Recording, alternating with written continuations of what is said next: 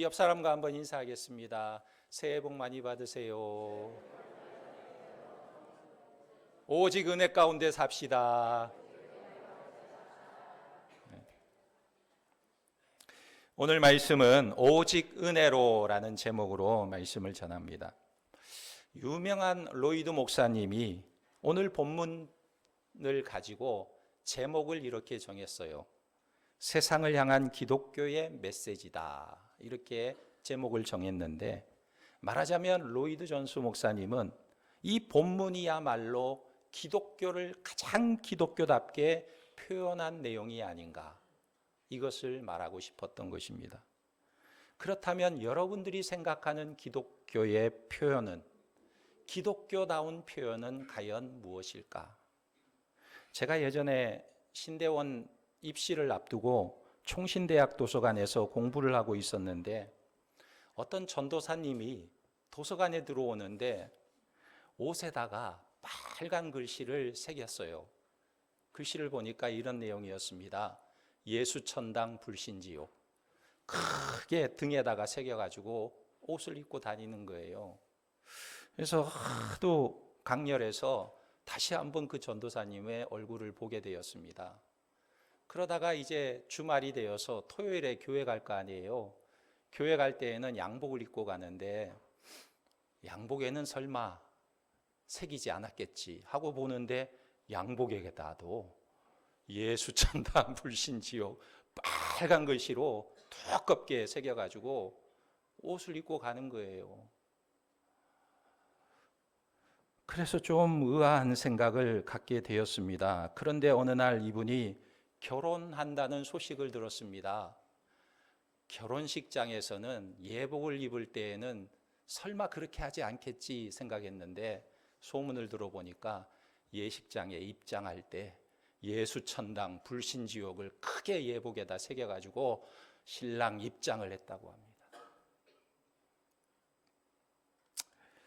이분에게는 기독교다운 표어가 예수천당 불신지옥이라는 뜻인 것입니다. 문제는 사람들이 그것을 보고 이상하게 생각한다는 거예요. 또 어떤 사람은 가게를 열고 간판을 걸었는데 야베스 마트, 할렐루야 스토어 이렇게 간판을 올리기도 합니다. 사람들이 생각하는 것은 지경이 넓어지고 복받기를 원하는 것이죠. 기독교를 복의 종교로 표현하고 있는 것입니다. 어느 권사님은 오래전에 남편이 작은 부인을 집으로 데리고 왔어요. 요즘 같으면 당장 남편을 쫓아내버리겠지만 할 수 없이 받아주고 같이 살면서 그 작은 부인과 사이에서 4명의 아이를 키우게 되었습니다. 그러다가 어느 날 이 남편이 또 집을 나갔습니다. 나중에 알고 보니까 또 다른 여자를 얻어가지고 딴 집 살림을 차리게 된 거예요. 그래서 이 권사님은요, 혼자 시집살이도 하고 남편 호강 한 번도 하지 못하고 자식 키우다가 세월이 다 지나고 늙어버렸어요. 그러던 어느 날 이 남편이 집으로 들어오게 된 것입니다. 그런데 중풍병에 걸려가지고 집에 들어온 거예요. 그래서 이 권사님이 늙은 남편 병수발을 해서 나중에 돌아가시게 되었습니다. 그 뒤로부터 이 권사님은요, 만나는 사람들에게 그 이야기를 하는 거예요. 내가 예수 믿은 것 때문에 참았다. 내가 예수 믿었기 때문에 참고 살았다. 작년에도 얘기하고 올해도 얘기하고 또 내년에도 얘기할 거예요. 이 사람 만나면 이야기하고 저 사람 만나면 이야기하고 또 다른 사람 만나면 이야기하고, 내가 예수 믿는 것 때문에 참고 살았다는 거예요. 그런데 이분에게 기독교의 최대의 메시지가 뭐냐면 참는 거죠. 참는 거. 인내라는 거예요. 그런데 듣는 사람들에게는 이런 기독교가 너무 부담스러운 거예요. 지겹게 들리는 거예요. 그렇다면 여러분들이 기독교를 표현하는 메시지는 과연 무엇인가? 오늘 본문은 그것을 가리켜 그러나라고 말하고 있습니다. 에베소서 2장에 나오는 중요한 단어들이 세 가지가 있는데 1절에 보면 그리고라는 말과 7절에 이는이라는 말이 있고 그리고 4절에 보면 그러나 하나님이 호데데오스라는 말이 나옵니다. 우리 성경에는 그러나가 보이지 않지만 헬라어 성경에는 호데데오스라고 그러나가 분명히 있어요. 그러니까 기독교를 가장 기독교답게 표현하는 말이 무엇이냐면 그러나입니다. 그러나. 왜 이것이 가장 기독교적이냐 하면 그러나의 하나님은 이 세상의 법칙을 깨트리기 때문에 그래요. 그러면 이 세상의 법칙이 과연 무엇입니까?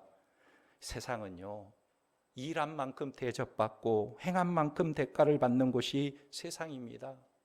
눈에는 눈, 이에는 이 법칙이 있고요. 오는 말이 고와야 가는 말도 곱지. 이것이 바로 세상 정신인 것입니다. 결국 인간 세상을 지배하는 법과 정신은 인과응보, 행한 대로 받는 법칙이라는 거예요. 그런데 이런 사상이 다른 곳보다 훨씬 강한 곳이 바로 힌두교와 불교의 영향을 받는 동양이라는 것입니다. 전에 인도의 선교사님이 인도에 가서 보니까 거리에서 굶어 죽는 아이들이 너무나 많은 거예요.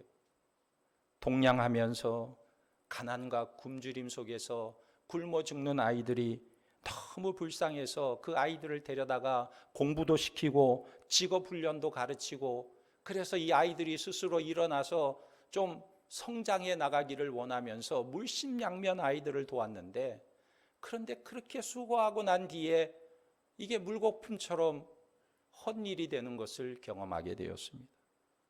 아무리 노력해도 잘 안 되더라는 거예요. 그러던 중에 한 번은 어떤 젊은 엄마가 자기가 낳은 어린 아이를 길거리에다 버리고 가는 것을 목격하고는 쫓아가서 그 엄마에게 말했어요. 아니 왜 아기를 버리냐고. 왜 아이를 버립니까? 그러자 이 어머니가 퉁명스럽게 이 선교사님을 쳐다보면서 이런 말을 하는 것입니다. 이 아이는 그렇게 살도록 자신의 운명이 전생에 결정되었기 때문에 그렇습니다. 그렇게 살도록 결정되었다는 거예요, 전생에. 그래서 무슨 상관이냐고, 왜 상관하냐고 쳐다보는 거예요. 이것을 업보라고 말하는 것입니다. 전생의 업이 지금 내 삶을 지배하고 있는 거예요. 인도만 그런 것이 아니죠.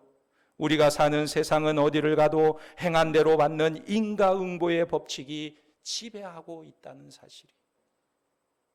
그럴 때 만약 우리가 행한 대로 보응을 받게 된다면 우리는 정말 소망이 없는 자들이라는 거예요. 왜냐하면 우리는 죄와 허물로 죽은 자요 세상과 사탄의 종이 되어서 불순종의 정신에 지배받고 육체의 욕심을 따라 살면서 본질상 나면서부터 하나님의 진노의 심판의 대상이기 때문에 우리처럼 불행한 사람이 없다는 거예요.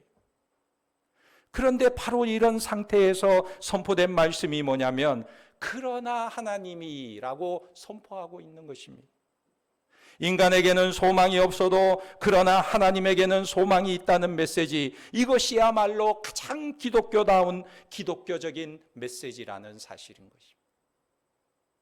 그러니까 우리 하나님은 세상의 법칙과 인간의 운명을 깨트리시는 분이라는 선언, 그것이 바로 기독교라는 것입니다. 다시 말하면 보는 시각이 다르다는 거예요. 제가 어느 글에 넝쿨 장미라는 시를 본 적이 있습니다. 이 넝쿨 장미에 대한 시를 두 시인이 썼는데 그 시가 나란히 이렇게 게재되어 있었어요. 첫 번째 시는 송국희 시인이 쓴 넝쿨 장미인데 이런 내용입니다. 울타리에 키를 재듯이 까치발 세우고 머리를 쑥 내밀어 세상 보란 듯이 당당하게 두려움 벗어버리고 담장을 넘는 여인이여 가시 걸린 붉은 함성 옷소매에 걷어붙이고 툭툭 누구의 마음을 훔치려 하는가. 송국희 시인은 이 넝쿨 장미가 담장을 넘는 모습을 세상 보란 듯이 당당하게 두려움을 벗어버리고 누군가의 마음을 훔치려고 하는 몸짓으로 표현하고 있는 거예요. 그런데 똑같은 넝쿨 장미를 바라보는 반칠한 시인이 있습니다. 이분은 좀 다른 각도로 시를 썼습니다. 이런 내용입니다. 넝쿨 장미가 담을 넘고 있다. 현행범이다. 넝쿨 장미가 담을 넘고 있는데 현행범이래요. 아무도 잡을 생각을 않고 따라 웃는다. 왜 꽃의 월담은 죄가 아닌가. 똑같이 넝쿨 장미를 보고 바라보는 시각이 다른 거예요. 넝쿨 장미가 담을 넘는 것을 보고 웃게 만드는 꽃의 귀여운 월담이라고 표현하고 있는 거예요. 마찬가지로 우리가 본질상 죄인인 자기의 모습 때문에 절망하고 있을 때 하나님이 주시는 메시지는 그러나 하나님은 생각이 다르다 이렇게 말씀하고 계시는 겁니다. 이것을 아는 것이 신앙이고 이것이 바로 기독교의 최대의 메시지인 거예요. 제가 전에 다니엘서를 보면서 그러나의 하나님을 더 깊이 깨닫게 되었어요. 다니엘 4장에 보면 느부갓네살 왕이 금신상의 꿈을 꾸고 깨어났는데 그 신상이 자기를 가리키는 신상인데 그런데 사람의 손으로 하지 않은 뜨인 돌이 나타나서 그 뜨인 돌이 금신상을 무참히 부숴버리는 거예요. 그래서 이 뜨인 돌이 태산을 이루는 장면을 보면서 야, 인간 나라가 아닌 하나님 나라만 영원하다는 것을 이 왕이 보게 된 것입니다. 그래서 그가 엎드려서 절하면서 이런 고백을 합니다. 너희 하나님은 모든 신들의 신이요 모든 왕의 주제시로다. 이런 고백을 했어요. 하나님 나라만이 영원하고 너희 하나님만이 모든 왕의 주제시고 참신이시다. 이런 고백을 했다는 거예요. 그런데 참 이상한 것은 이 고백을 했던 왕이 다니엘 3장에 가서 보면 자기가 꾼 꿈을 본떠서 금신상을 세웁니다. 자기를 우상화하는 거예요. 그리고는 그 신상에게 절을 하라고 선포를 합니다. 그리고 절하지 않는 자들은 다 풀무불에 집어 던져서 다 죽이겠다고 명령을 내립니다. 완전히 이 느부갓네살 왕이요 거꾸로 행동을 하고 있어요. 자기가 깨달은 바로 살지 않고 거꾸로 행동하고 있는 것입니다. 그런데 여기서 정말 더 이상한 것은 바로 하나님이세요. 만약에 제가 하나님 같으면 이 느부갓네살 왕을 꿈을 통해서 가르쳐줘도 모르느냐, 너는 왕이 될 자격이 없다, 바로 그 자리에서 폐위시켜 버릴 텐데 하나님은 전혀 예상 밖의 일을 하십니다. 다니엘 4장에 보면 느부갓네살 왕이 또다시 꿈을 꾸게 하는데 그 꿈에 보면 느부갓네살을 가리키는 한 나무가 등장합니다. 그리고 이어서 한 거룩한 순찰자가 등장해서 그 나무를 싹 베어버리고 새들과 짐승을 다 흩어버립니다. 말하자면 하나님께서 메시지를 보내는 거예요. 느부갓네살 왕, 너 착각하지 말라는 거예요. 너의 나라 바벨론이 아무리 강해도 하나님이 베어버리면 아무것도 아니라는 것입니다. 그러나 하나님은 그 나무를 다 베어내지 않고 그루터기를 남겨두고 그 나무가 된 왕에게 짐승의 마음을 줍니다. 병을 준다는 거예요. 이 병이 무슨 병이냐면 수강병을 앓게 하는 거예요.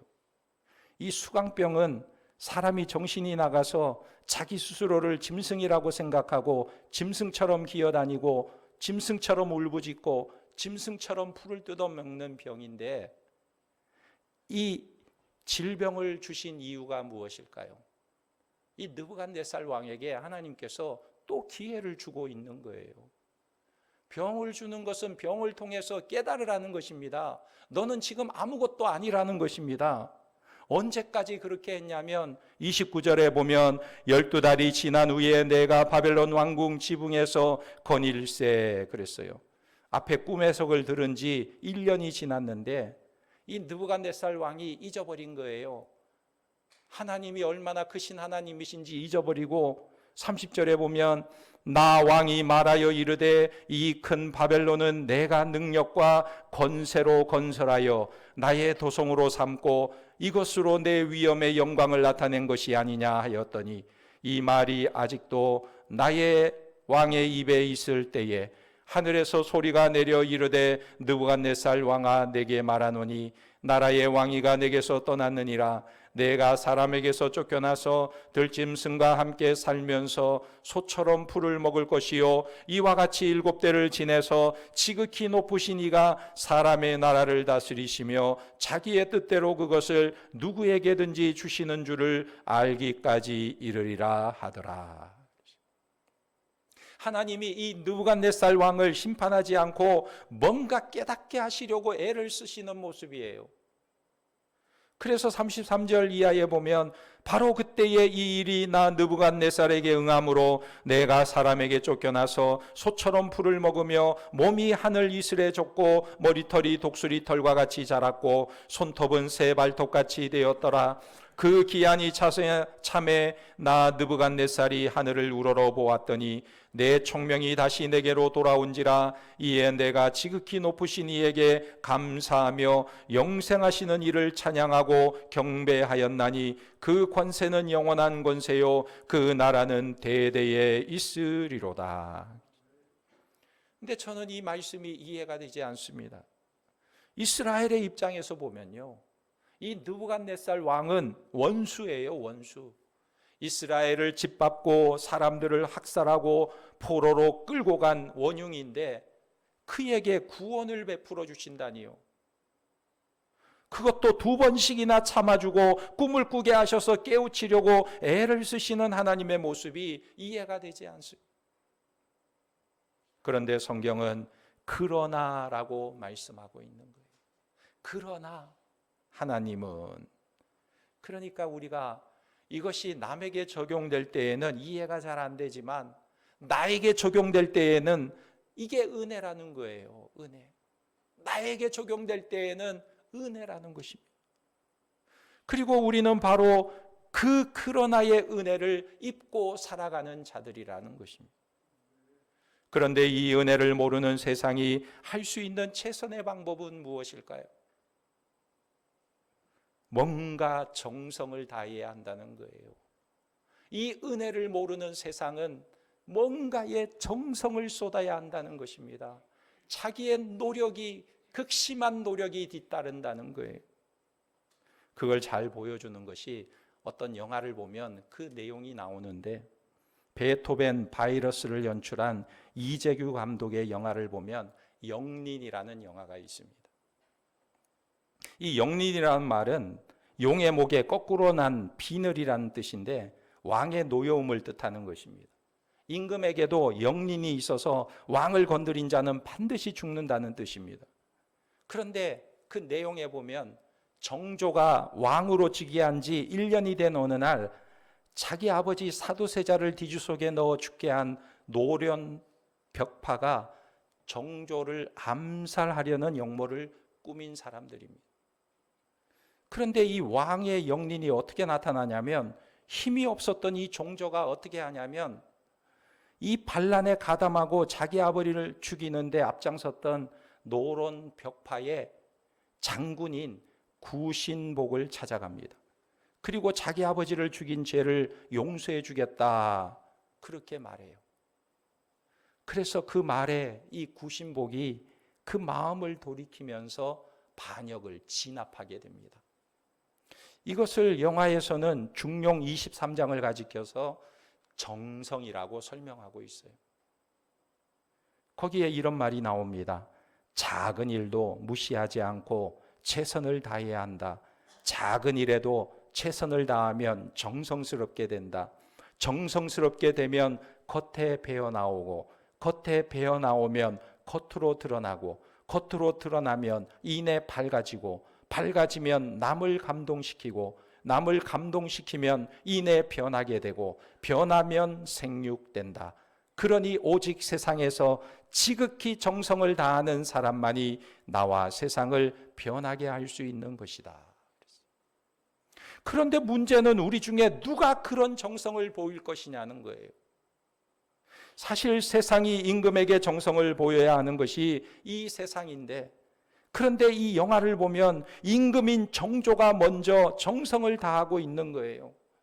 아버지의 원수를 용서해주고 자기를 죽이는 반역에 가담했던 신하들에게 감동을 줍니다. 그래서 내시도 궁녀도 이름 없는 군졸들도 죽어가면서 정조에게 감동을 받게 돼요. 그런데 우리 기독교의 메시지가 바로 그것인 거예요. 하나님은 우리의 정성을 요구하기 전에 먼저 자신이 우리를 향해 정성을 보이신 거예요. 그것이 바로 자기 아들 예수 그리스도를 십자가에 못 박은 사랑인 것입니다. 그렇게 해서 본질상 진노의 자식을 하나님의 자녀로 만드신 거예요. 그 사랑과 정성의 첫 출발이 바로 오늘 말씀의 그러나 하나님인 것입니다. 그러나의 하나님. 나를 세상과 전혀 다른 방식으로 대해 주시는 거예요. 여러분, 세상은 우리를 바라보는 시선이 싹수가 노랗다라고 말하지만 하나님은 나를 참아주시는 하나님이시고, 세상은 나를 근본도 없는 놈이라고 하지만 하나님은 내가 너의 아버지가 되어주겠다고 말씀하시고, 세상은 나를 무식한 자, 무능한 자라고 비웃지만 하나님은 하늘의 영광으로 나에게 옷 입혀주시겠다고 하시고, 나에게 하나님 나라 기업을 약속해 주시는 분이 하나님이시라는 거예요. 어떻게 그게 가능하겠습니까?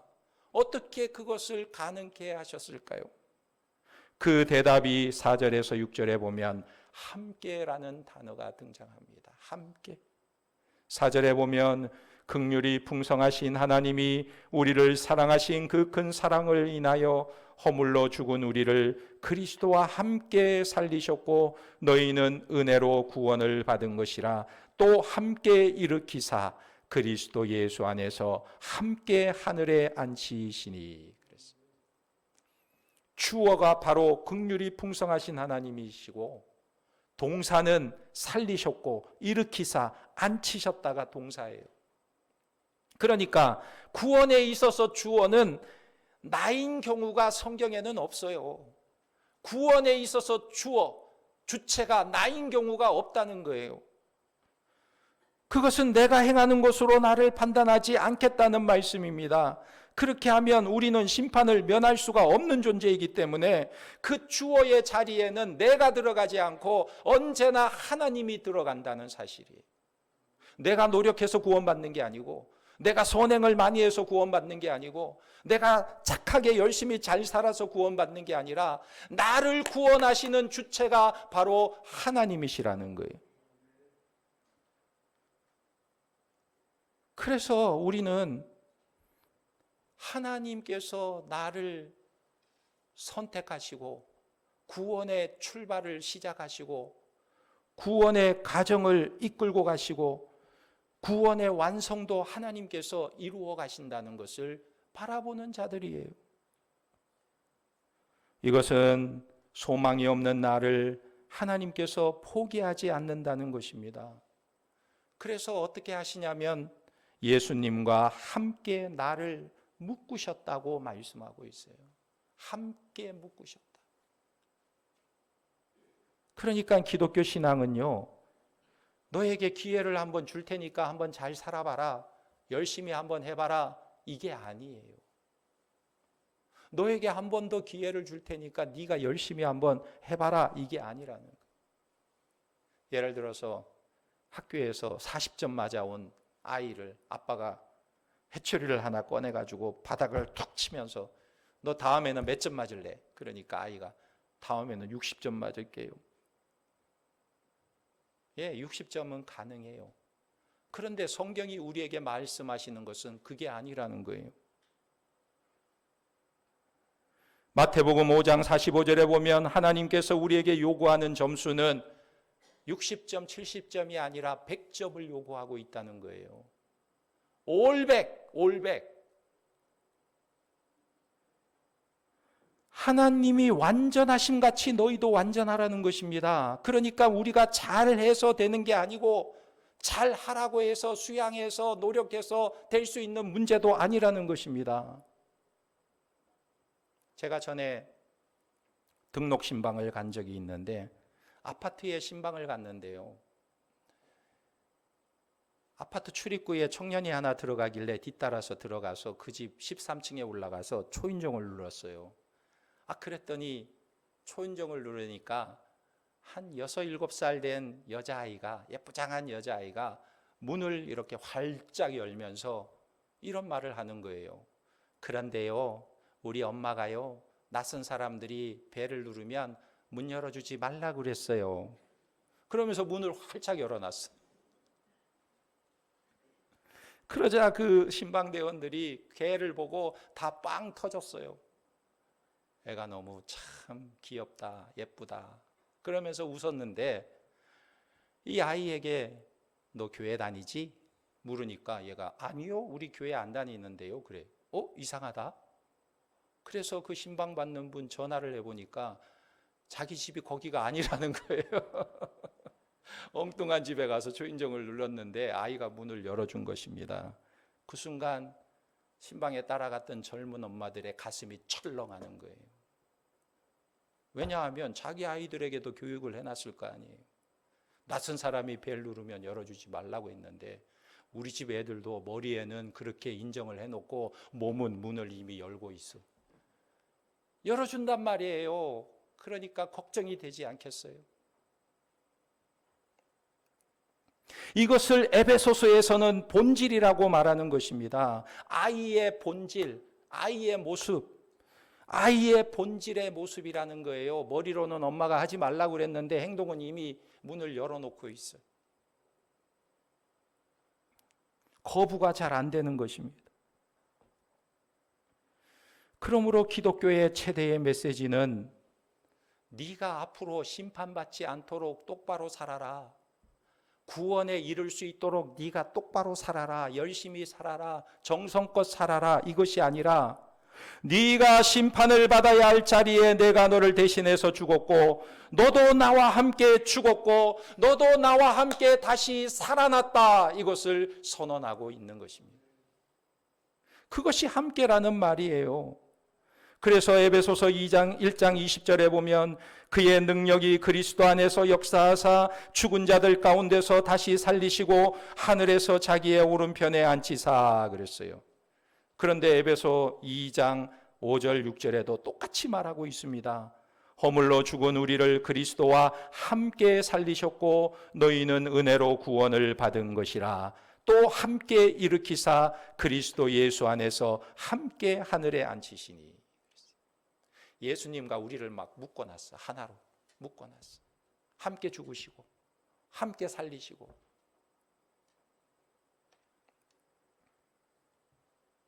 죄의 시조인 아담의 가문에서 나를 건져내시고 예수님과 함께 살리셔서 죄와 사망이 없는 하늘의 가문에다가 입적을 시켜주셨다는 거예요.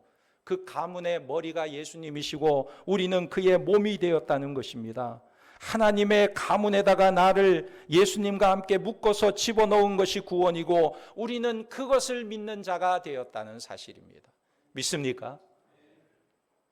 그러므로 이제 예수를 믿는다는 것은 예수님에게 일어난 모든 것이 나의 것이 되었다는 것을 믿는 거예요. 예수님이 행하신 일을 믿는 거예요. 그게 예수님에게만 일어난 것이 아니라 나에게도 일어났다는 것을 믿는 것입니다. 그렇다면 기독교는 무엇입니까? 세상은 죄인인 나를 용서하지 못하고 세상의 법칙으로는 나에게 소망을 주지 못할 때에 긍휼이 풍성하신 하나님이 그 큰 사랑으로 예수 안에서 나를 살리셨다는 고백, 그 출발이 바로 그러나 하나님은인 것입니다. 진노의 대상인 나를 용서하신 예수님이 탕자인 나를 기다려주신 하나님께서 허물과 죄로 죽은 나를 살리시고 세상과 사탄의 노예로 불순종의 정신으로 살던 나를 따뜻한 자녀로 맞아주셨다는 거예요. 나를 하나님의 자녀로 맞아 주셨다는 거예요. 그래서 우리는 이 하나님의 구원의 은혜, 나를 자유케 하신 하나님의 은혜를 노래하게 되는 것입니다. 우리에게 너무나 유명한 찬송가 있지요. 전 세계인들이 가장 많이 부르고 가장 많이 아는 찬송가가 뭐가 있을까요? Amazing Grace입니다. 나 같은 죄인 살리신, 이 나 같은 죄인 살리신 이 찬송을 그 유명한 존 뉴턴이 작사한 찬송이에요. 그런데 이 뉴턴은 1725년 7월 24일 영국 런던에서 선장의 아들로 태어났는데, 뉴턴은 어려서부터 독실한 신자였던 어머니로부터 많은 신앙 교육을 받았습니다. 그런데 그가요, 선원 생활을 하기 시작하면서 방탕한 생활에 빠지기 시작했어요. 그러다가 그가 노예 선장이 되어서 아프리카에서 흑인을 잡아다가 미국으로 팔아넘기는 노예선의 선장이 되었습니다. 이렇게 방탕한 생활을 하면서도 그의 마음속에는 죄책감 때문에 고통스러운 시간을 보내고 있었어요. 내가 이렇게 살아도 될까? 내가 이렇게 살아서 될까? 그러던 중에 그가 대서양을 항해하는데 거대한 폭풍을 만나게 되었습니다. 뭐 그 폭풍 앞에는 어떤 배도 다 자초할 수밖에 없는 거예요. 그때 그가 주님 앞에 무릎을 꿇고 기도하게 되는 것입니다. 자신의 모든 잘못을 뉘우치고 회개하고 주님께 도움을 구하는 거예요. 그런데 놀라운 것은요, 그 폭풍 가운데 그가 살아나게 되었어요. 기적적으로. 배가 자초되지 않았습니다. 그래서 그가 주님을 영접하고 주님께 울부짖으면서 자신의 죄를 회개합니다. 예수님을 만나게 되고 그가 이제는 새로운 노래를 부르게 되었는데, 그 노래가 바로 나 같은 죄인 살리신 주 은혜 놀라워 잃었던 생명 찾았고 광명을 얻었네. 큰 죄악에서 건지신 주 은혜 고마워 나 처음 믿은 그 시간 귀하고 귀하다. 여러분, 어떤 노래가 나의 이 노래가 되는 순간이 있어요. 우리 그리스도인들에게 노래가 있다면 그것은 바로 예수 그리스도 안에서 허물과 죄로 죽었던 나를 그리스도와 함께 살리신 은혜에 대한 감사의 고백인 줄 믿습니다. 그 은혜를 풍성히 누리고 그 은혜가 나의 노래가 되고 그 은혜가 나의 고백이 되어서 세상 사람들에게 하나님의 은혜를 나타내는 믿음의 백성들이 되시기를 예수님의 이름으로 축원합니다. 아멘. 기도하겠습니다. 하나님 아버지, 그렇습니다. 교회가 무엇이고 기독교가 무엇인가를 오늘 말씀을 통해 깨닫게 됩니다.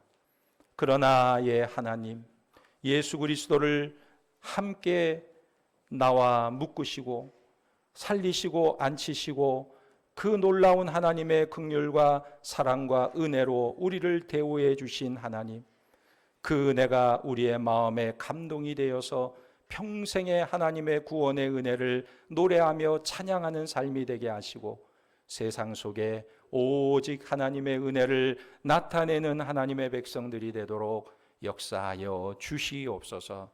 예수님의 이름으로 기도하옵나이다. 아멘.